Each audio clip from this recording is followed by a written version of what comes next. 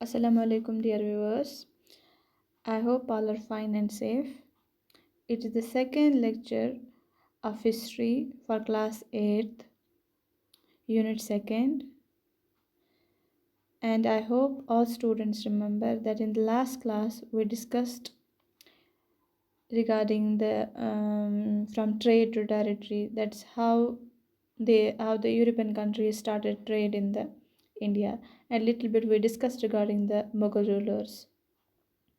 Now today it is the continuation of that unit. Topic is East India Company comes east. First and foremost thing जो मैं पहले अपने students को clear करना चाहती हूँ कि जो यहाँ पे नेम इंडिकेट किया गया है east India, don't misconcept it. Students को ये क्लियर करना चाहती हूँ कि ये इंडियन कंपनी नहीं है, ये इंडिया में ये कंपनी नहीं थी, बट जो ये कंपनी थी ये यूरोपियन कंट्रीज़ की थी, ये इंग्लैंड की कंपनी थी, जिसको ईस्ट इंडिया कंपनी इसलिए नाम पड़ा क्योंकि ये जो कंपनी है ये जो पहले एंटर हो गई इंडिया में, इट वाज वाया ईस्ट।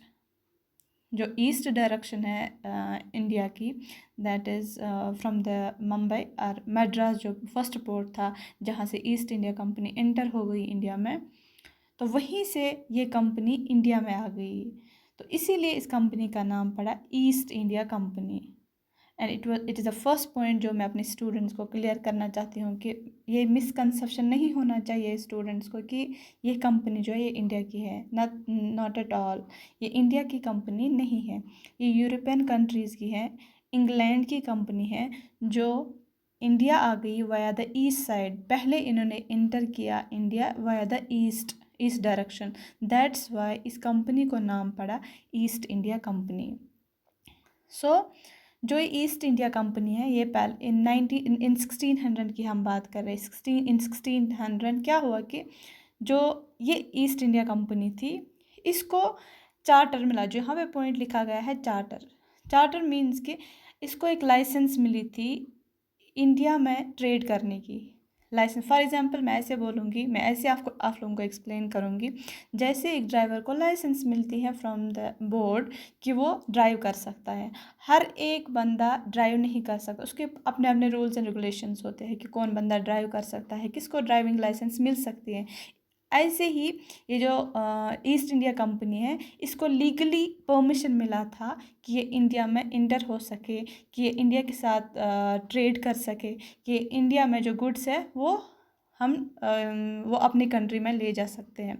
तो ये परमिशन इसको मिला था, ये लीगली जो इस कंपनी को परमिशन मिला था, ये किसने दिया था? उस टाइम जो इंग्लैंड का रूलर था, इंग्लैंड की रूलर थी उस टाइम क्वीन एलिज़ाबेथ फर्स्ट, उसका नाम था। जो रूलर थी उस time that was the female, तो उस फीमेल का नाम था जो उस टाइम की रूलर थी इंग्लैंड की, she was queen Elizabeth first. और उसी ने इस कंपनी को परमिशन दिया था, लीगली परमिट किया था इस कंपनी को कि वो इंडिया में आ सके, वो इंडिया के गुड्स जो है यहाँ से लेकर अपने कंट्री में भेज सकते हैं। तो अब इस कंट्री को कोई डिफ़िकल्टी नहीं थी क्योंकि ये लीगली इंडिया में आकर गुड्स लेके जाते थे।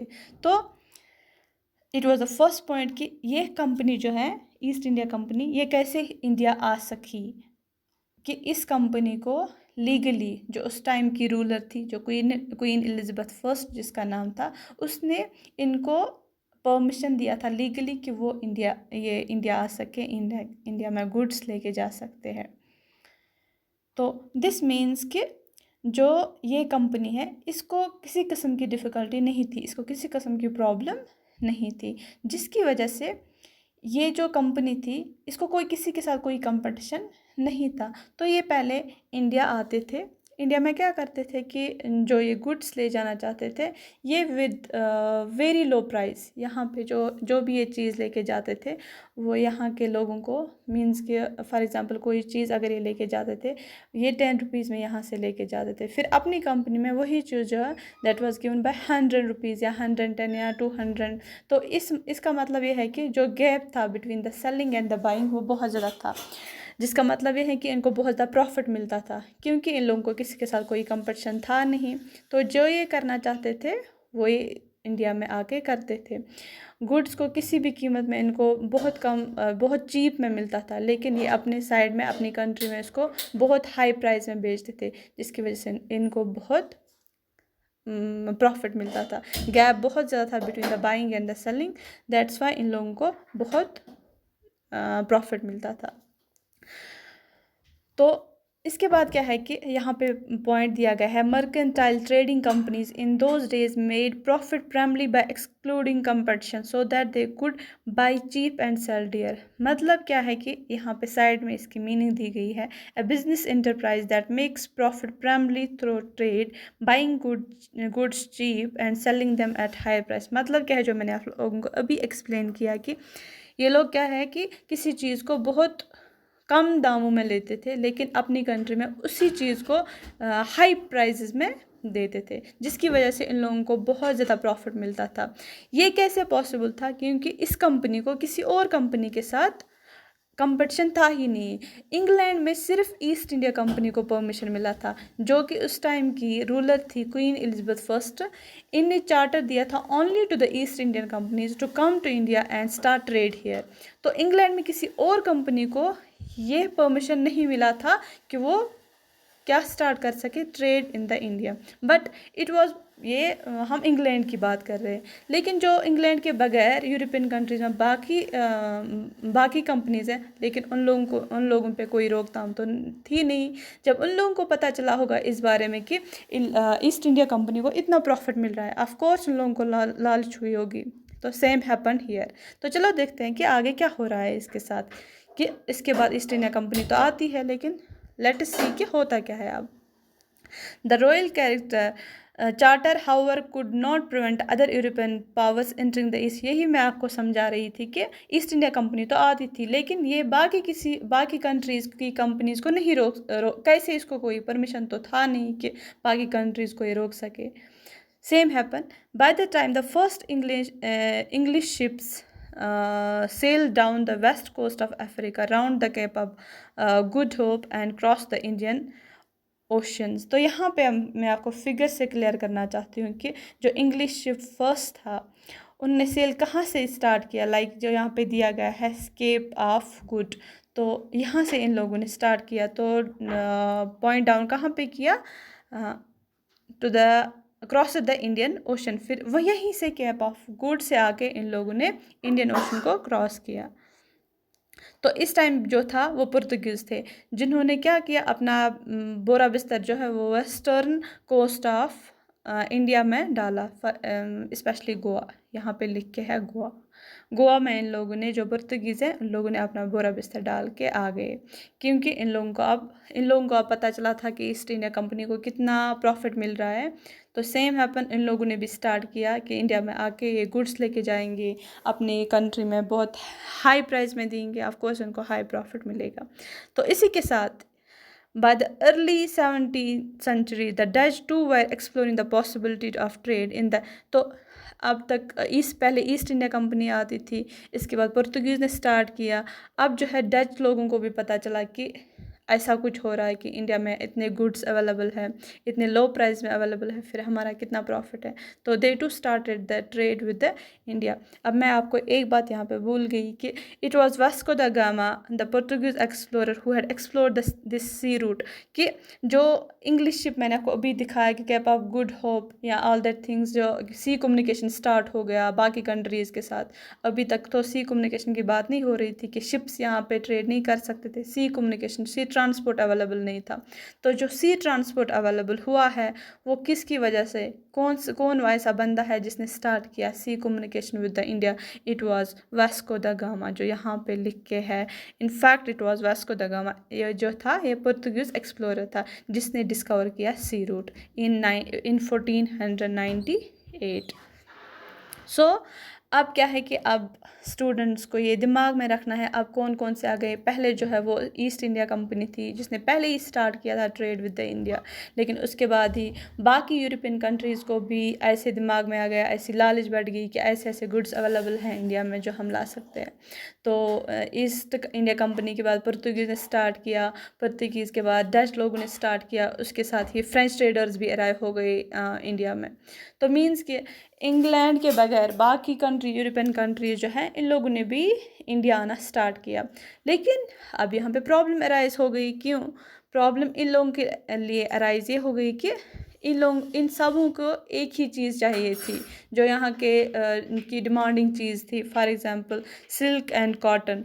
इन सबों को यहाँ की जो सिल्क एंड कॉटन क्वालिटी थी वो बहुत ज़्यादा अच्छी थी, जिसकी वजह से इन लोगों को यही ज़्यादा चीज़ें चाहिए थी जो सिल्क एंड कॉटन थी। तो जिसकी वजह से इन लोगों को कंपटीशन आपस में बढ़ा। पहले था कि ईस्ट इंडिया कंपनी थी, 10 रुपये में वो बोलते थे 10, तो 10 में ही लेना था उन लोगों को। लेकिन अब कंपटीशन बढ़ गया। अब एक कंपनी 10 देती थी, दूसरा कंपनी उसको 30 देती थी, तो इन लोगों को आपस में कंपटीशन बढ़ गया। जब कंपटीशन बढ़ गया तो जो बाइंग रेट थी वो ज़्यादा हो गई। तो मीन्स कि प्रॉफिट गेन जो है, प्रॉफिट गैप जो है इसमें वो डाउन हो गई। क्योंकि अब जो जिस चीज़ को एक ईस्ट इंडिया कंपनी 10 रुपीज़ देती थी, अभी पुर्तगीज़ आ रहे हैं उसी चीज़ को 100 देते थे। समझ आ रही है ना मेरी बात? तो उसी चीज़ को 100 दे रहे, जिसकी वजह से इन लोगों को जो प्रॉफिट हो गया, प्रॉफिट गैप जो हो रहा था वो डिक्रीज़ हो रहा था डे बाय डे, जिसकी वजह से जो कंपटीटर्स है आपस में उनको कंपटीशन बढ़ गया।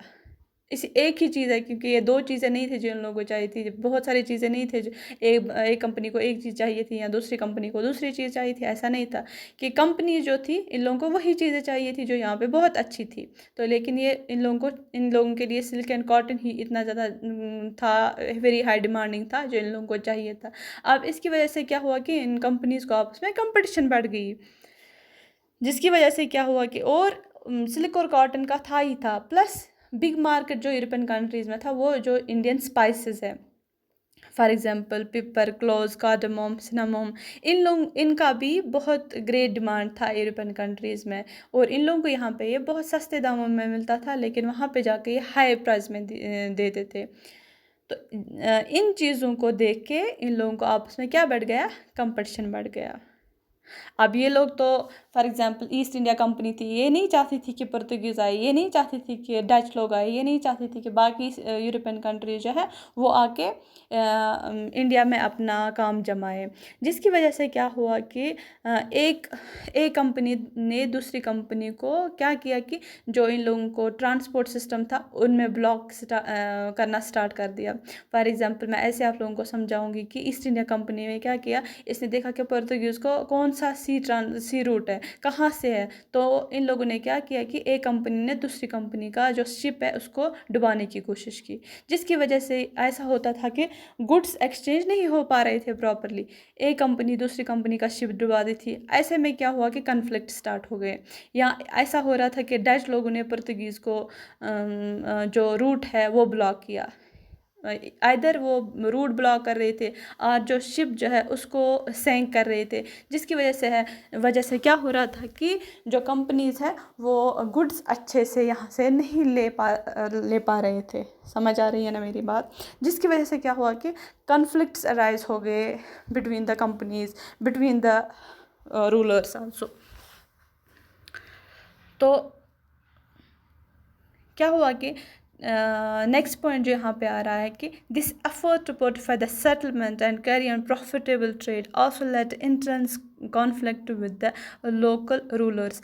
अब देखिए यहाँ पे क्या हो रहा था, अभी तो कंपनीज को आपस में कॉन्फ्लिक्ट हो गई, लेकिन जो ये बैटल बहुत ज़्यादा बढ़ गई, जब ये आगे आगे बढ़ रही थी तो क्या हुआ कि जो कॉन्फ्लिक्ट है वो अब कंपनीज़ के महदूद नहीं रहा। जब बैटल बढ़ गया तो ये जो उस टाइम के रूलर्स थे उनको आपस में लड़ाई हो रही थी, अब उनको कन्फ्लिक्ट्स हो रहे थे आपस में। फॉर एग्जांपल ऐसे समझाऊंगी कि यहाँ पे दो पार्टीज़ होती है। फॉर एग्जांपल आप ऐसे लीजिए एनसी पीडीपी, ऐसे समझाऊंगी आप लोगों को। एनसी और पीडीपी को हो रही है, ऐसे ही जो उस टाइम के लोकल रूलर्स थे उनको आपस में अब कन्फ्लिक्ट स्टार्ट होना हो गया।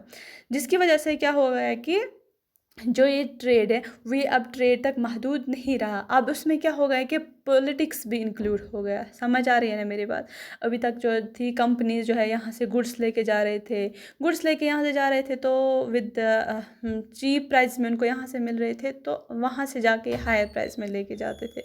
बट लेटर ऑन जब बहुत ज़्यादा कंपटीशन बढ़ गया, क्योंकि यूरोपियन कंट्रीज़ को सबको लालच बढ़ गई कि ऐसा हो रहा है, इतना प्रॉफिट मिल रहा है, तो पहले बैटल जो है, कन्फ्लिक्ट जो है वो बिटवीन द कंपनीज रह गया, लेकिन जब ये बैटल बढ़ गया तो इसमें इंक्लूड हो गए अपने उस टाइम के जो लोकल रूलर्स हैं वो भी इसमें इंक्लूड हो गए। तो अब इसमें पॉलिटिक्स भी इंक्लूड हो गया। तो let see how this happen. अब पॉलिटिक्स इसमें इंक्लूड कैसे हो गया, अब इसके बाद क्या हो रहा था, that we will see in the next class. Hope you people have understood this. In case not, तो मैं अगेन ये बात रिपीट करना चाहूँगी कि जिस स्टूडेंट को भी कहीं पे भी कोई कन्फ्यूजन हो गया, they will write it in the points. जब पॉइंट्स में लिखेंगे तो वो ग्रुप में जो है वो सेंड कर सकते हैं, कहीं पे भी कोई भी डाउट होगा। तो टिल दैट, खुदा हाफिज़।